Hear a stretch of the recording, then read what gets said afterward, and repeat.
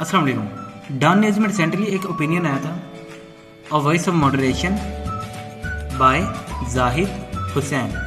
आज के इस लेक्चर में मैंने जो आपको वोकैब समझानी है वो इसी ओपिनियन में से ली गई है। लेक्चर स्टार्ट करने से पहले मैं आप लोगों को कहना चाहता हूँ कि अगर न्यूज़पेपर पढ़ते वक्त आपको डॉन न्यूज़ की वोकैब को समझने में मुश्किल पेश आती है तो आप हमारे इस चैनल महान स्टडी प्लैनेट पर अपलोड होने वाले वोकैब के लेक्चर्स को सुनकर वोकैब पर ग्रिप स्ट्रॉन्ग कर सकते हैं। लेकिन उसके लिए ज़रूरी है कि आप हमारे इस चैनल महान स्टडी प्लैनेट को सब्सक्राइब कर लें ताकि आपको आने वाली वीडियोस का नोटिफिकेशन बर वक्त मिल सके।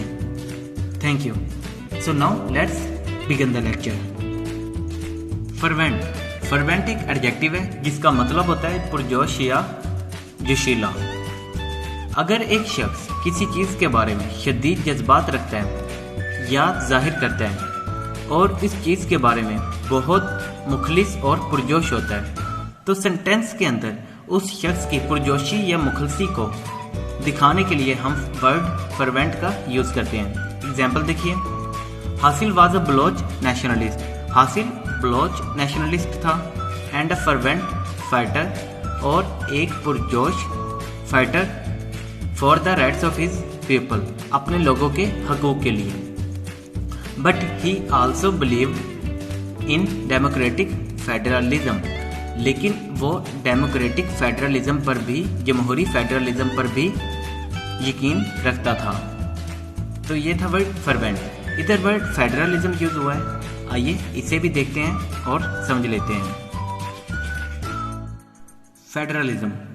फेडरलिज्म एक नाउन है। इस वर्ड फेडरलिज्म को समझने से पहले हम डिफरेंस को देखेंगे between federal system of government and unitary system of government. What is federal system of government? अगर आइन की रूह से इख्तियारात मरकज़ और सूबों दोनों में तकसीम कर दिए जाएं तो ऐसे सिस्टम ऑफ गवर्नमेंट को हम फेडरल सिस्टम ऑफ गवर्नमेंट कहेंगे। ये सिस्टम पाकिस्तान में, इंडिया में और बहुत से ममालिक में पाया जाता है।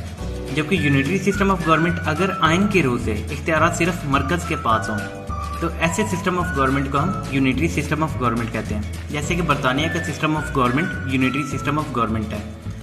अब हम वर्ड फेडरलिज्म को देखते हैं और उसे समझते हैं। तो चलिए चलते हैं और देखते हैं।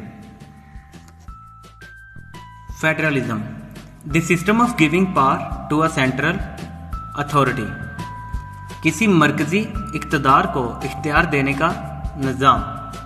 मतलब कि ऐसा सिस्टम जिसमें मरकज़ को बाइख्तियार बना दिया जाता है, उस सिस्टम को फेडरलिज्म कहते हैं। ठीक है, एग्जाम्पल देखिए, हासिल was a Baloch nationalist. Hasil Baloch nationalist था and a fervent fighter for the rights of his people, और एक पुरजोश या जोशीला फाइटर था अपने लोगों के हकूक़ के लिए। But he also believed in democratic federalism, लेकिन वो डेमोक्रेटिक फेडरलिज्म पर भी बिलीव करता था।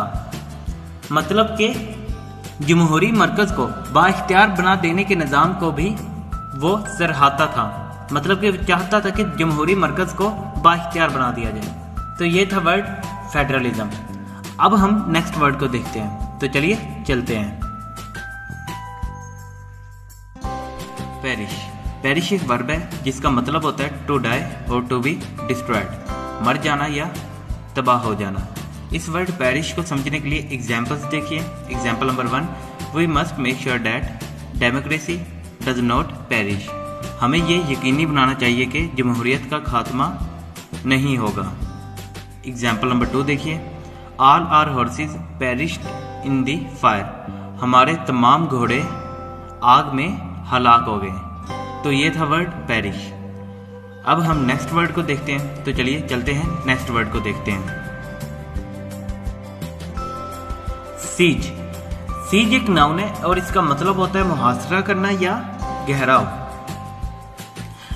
इस वर्ड सीज को समझने के लिए इंग्लिश में एक डेफिनेशन यूज की जाती है, वो देखिए, the surrounding of a place by an armed force. किसी जगह को मुसल्लह फौज के जरिए घेर लेना, in order to defeat those defending it, ताकि इसका दिफा करने वालों को शिकस्त दे सकें। ठीक है, मतलब कि जब फौज किसी जगह को मुहासरे में लेती है तो उस जगह के मुहासरे को इंग्लिश के अंदर सेंटेंस में दिखाने के लिए आप वर्ड सीज का सहारा लेते हो। ठीक है, एग्जाम्पल्स देखिए।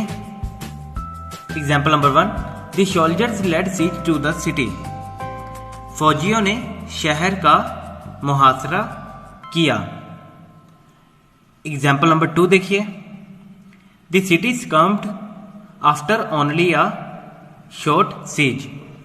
ये शहर सिर्फ एक मुख्तसिर मुहासरे के बाद ही दम तोड़ गया। ठीक है, इधर वर्ड स्कम्ड यूज हुआ है जिसका मतलब होता है मती होना, मगलूब होना और दब जाना।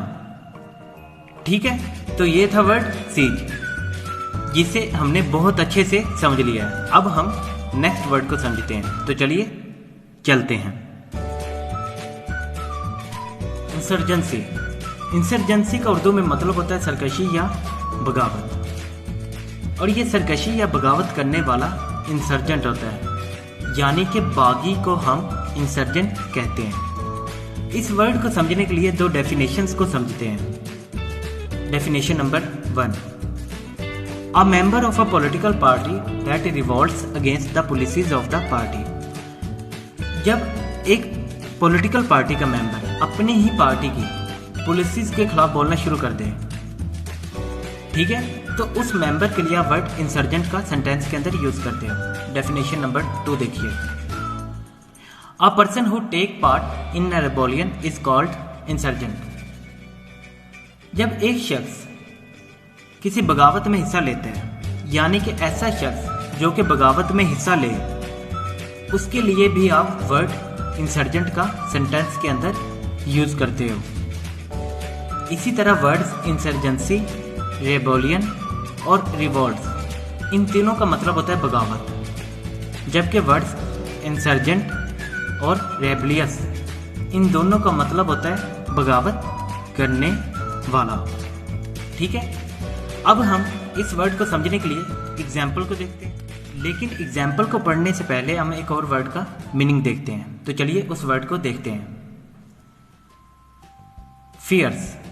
फियर्स एक एडजेक्टिव है और इसका उर्दू में मतलब होता है गजबनाक, खूंखार या भयानक। एग्जाम्पल देखिए, they triggered the third Balochistan insurgency. उन्होंने तीसरी बलोचिस्तान की बगावत का आगाज किया।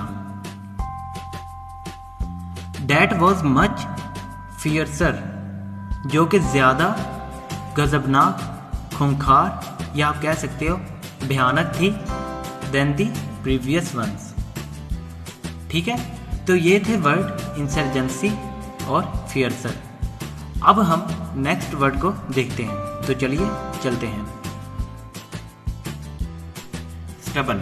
स्टबन एक एडजेक्टिव है और इसका उर्दू में मतलब होता है जिद्दी या ढीठ, और जिद्दीपन को हम इंग्लिश में स्टबर्नस कहते हैं।